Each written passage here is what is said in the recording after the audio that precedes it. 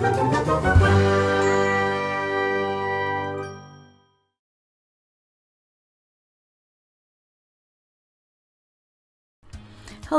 A few months ago you saw a video of me unboxing this set of Sakura Poster Colors, and shortly after I got to try them, but I'm only taking the time right now to edit the video, so I'm going to show you what I did with them.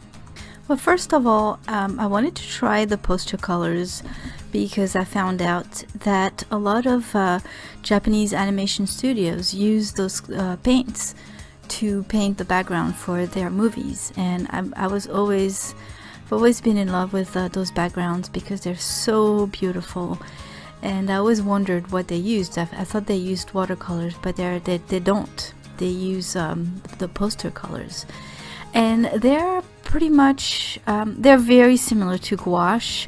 They're between acrylic and watercolors, where they're very opaque, but they're also water soluble, and they blend really well, and once they're dry they can be re-wetted just like gouache and watercolors. So I started by making swatches of all the different colors, and once they were dry I put little lines of the other colors on top of each other to find out how opaque this paint was.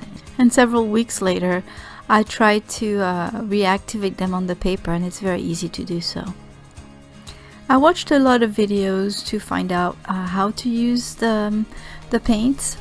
I saw a lot of Japanese artists demonstrating them, and a lot of them they actually just paint clouds. I tried to figure out how they do it, and again watched a bunch of them, and I tried to do one painting like that as well.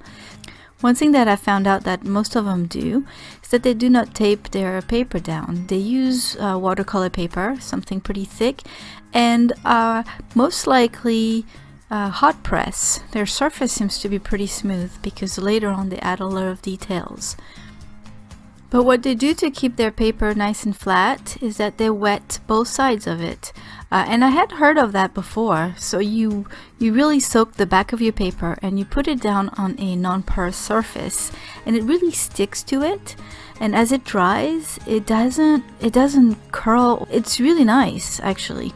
But anyway, so another thing that I found out is that to do their backgrounds, they really start from the back, and they try to work as fast as possible. Their paper is very wet, so that all the parts that are far away look very soft, and yeah, they try to paint as fast as possible before the paper is dry. Now once the paper is dry, that's when they start adding all the fine details.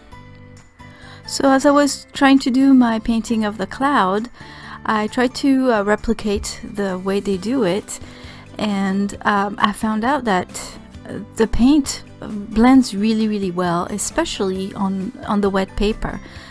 It blends so well that it kind of looks like it's airbrushed.